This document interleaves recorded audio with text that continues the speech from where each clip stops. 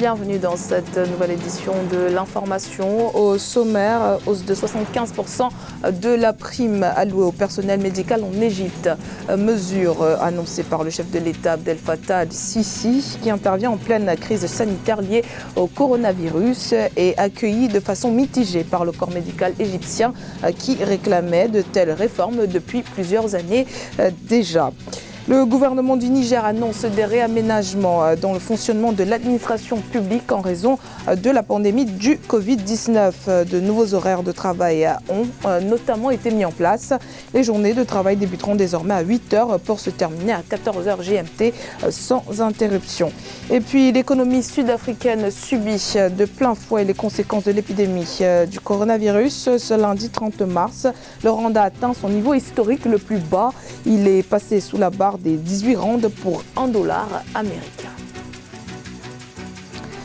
Mais tout d'abord, la commission électorale éthiopienne a annoncé ce mardi 31 mars le report signé des élections générales qui étaient prévues le 29 août prochain en raison de la pandémie du coronavirus. Aucune nouvelle date n'a été donnée par la commission électorale qui a précisé qu'un nouveau calendrier serait proposé quand la pandémie serait terminée. La campagne officielle devait démarrer le 28 mai et les résultats publiés avant le 8 septembre. Ces élections générales sont perçues comme une étape cruciale dans la transition politique que tente de mener à bien le Premier ministre Abiy Ahmed.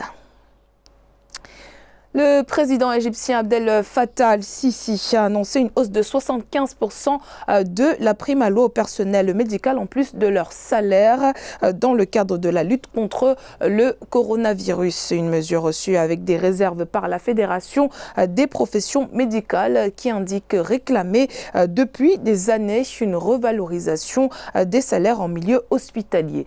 Les précisions de Fanny Mounechi.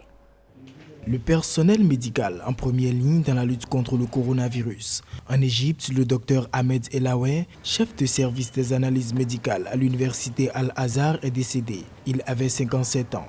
Ce dimanche, le président égyptien Abdel Fattah al-Sisi décidait d'ailleurs d'augmenter de 75% les primes accordées au personnel soignant et notamment aux médecins.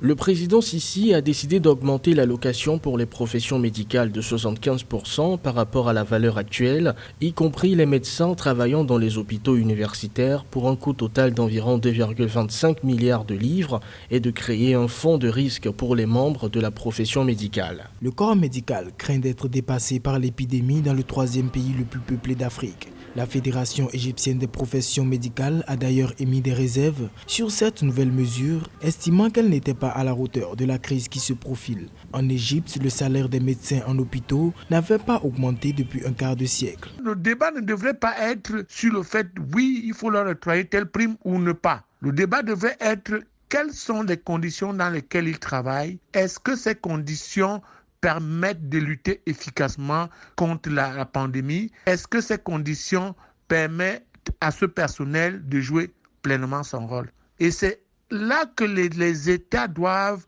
répondre. Et c'est cette réponse qui va permettre la durabilité de la disponibilité du personnel hospitalier. Sinon, on va vers une débandade du personnel hospitalier. Le gouvernement égyptien a également annoncé plusieurs mesures afin de faire face à l'impact économique du coronavirus. La crise sanitaire qui devrait, selon les premières prévisions, faire chuter le taux de croissance à 5,1% en 2020. Au Niger, le fonctionnement de l'administration publique perturbé par la crise du Covid-19. Le gouvernement a pris de nouvelles mesures dans le cadre de la lutte contre la propagation de la pandémie. Désormais, les horaires de travail sont de 8h à 14h heure locale, sans interruption au lieu de 17h30 auparavant. Une situation qui n'est pas sans conséquences. Les détails dans ce reportage de notre correspondance à Doualizé Mokhtar. À 14 heures, les agents désertent les bureaux au niveau de l'administration publique. Pour cause, les nouvelles mesures prises par le gouvernement dans le cadre de la lutte contre la propagation de la pandémie du coronavirus. Les horaires de travail sont ramenés de 8h à 14h, heure locale sans interruption au lieu de 17h30. Les visites des usagers du service public sont restreintes et l'accès au service à tout agent non retenu est interdit. Nous avons créé un certain nombre d'équipes de relais au niveau du travail. Tout le personnel non essentiel, nous l'avons libéré en créant des équipes, bien évidemment, 2 à 3 équipes qui se relaient. Nous ne savons pas pendant combien de temps va durer la pandémie. L'essentiel pour nous, c'est d'être assez hardi dans les prises de décisions, assez rigoureux dans l'observance de ces décisions, mais également en observant et en anticipant sur ce qui peut advenir demain. L'administration publique est fortement perturbée face à la crise du Covid-19. Les stages sont suspendus et des agents sont désignés pour assurer la continuité du service public de manière rotative. Je pense que les mesures sont vraiment préventives, donc ça permet aux gens quand même de gérer non seulement leur emploi des temps et puis d'éviter cette pandémie quand même qui a traversé nos frontières. Chaque direction s'organise, donc elle se relève, donc toutes les personnels ou bien toutes les personnes quand même qui travaillent dans les directions se relèvent.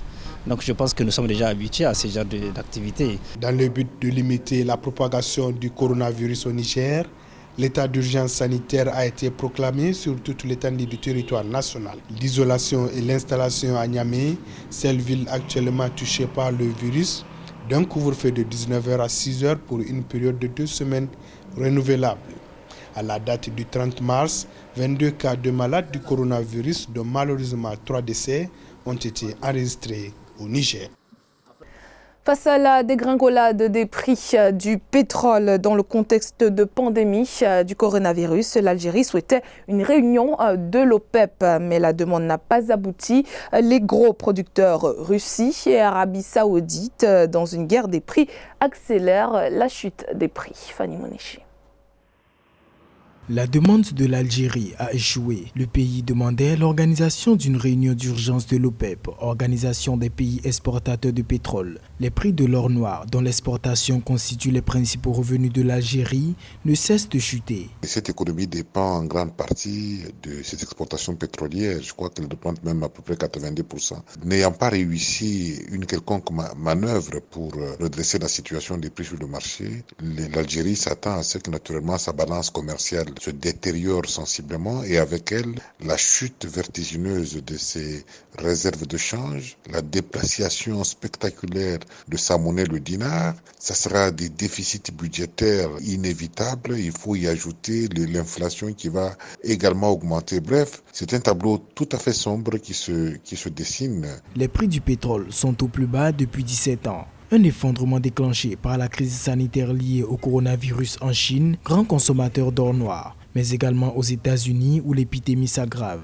Une situation exacerbée par la guerre des prix à laquelle se livrent les 2 gros producteurs de pétrole, la Russie et l'Arabie Saoudite. Alors, je ne vois pas dans l'immédiat quelles sont les mesures que l'Algérie devrait prendre, tout comme le Nigeria, tout comme aussi l'Angola, en dehors des mesures d'orthodoxie budgétaire en interne, pour essayer peut-être de compenser tant soit peu, mais n'oubliez pas qu'avec les autres mesures de confinement, il y aura à la fois des effets sur la demande, des effets sur l'offre. Il faudra attendre. L'Algérie assure cette année la présidence tournante de l'OPEP. Mais pour l'instant, ni sa requête, ni celle de l'Irak ou du Nigeria, qui avaient soumis des demandes similaires, n'ont abouti. L'Arabie Saoudite entend même augmenter sa production en avril à 12 millions de barils par jour. La pandémie du Covid-19 qui fragilise sérieusement l'économie sud-africaine. Ce lundi 30 mars, le rand sud-africain est passé sous la barre des 18 rands pour $1. Une chute historique pour le pays. En un mois, la devise a diminué de 17%. Les précisions de Kamesh Katapolé. La chute est historique. Ce lundi 30 mars, à l'ouverture de la bourse de Johannesburg, le rand sud-africain est passé à 17,87 rands pour $1 américain. Une dégradation qui découle principalement de la situation économique du pays. Au dernier trimestre de l'année 2019, l'Afrique du Sud est une nouvelle fois entrée en récession. L'économie du pays se retrouve aussi paralysée par la pandémie de coronavirus. Le rand est la monnaie des marchés émergents qui a enregistré les plus mauvais résultats la semaine dernière. En un mois, la devise a diminué de 17%. Depuis plus d'une décennie, l'Afrique du Sud est touchée par une crise financière. Face à l'urgence de cette situation économique, l'agence Moody's a abaissé la note du pays. Elle est passée de BA1 à BA3, plaçant l'Afrique du Sud au rang d'investissement spéculatif. Une note qui s'explique par une faible croissance, une détérioration des finances publiques ou encore un haut taux de chômage qui atteint les 29,1%. Le coronavirus a plutôt tiré le rang sud-africain par le bas en réduisant sa compétitivité. L'économie va donc être fragilisée au niveau de la création de la monnaie, du fait que les entreprises qui étaient faites pour créer cette richesse seront fragilisées par la double crise à la fois minière et sanitaire mondiale.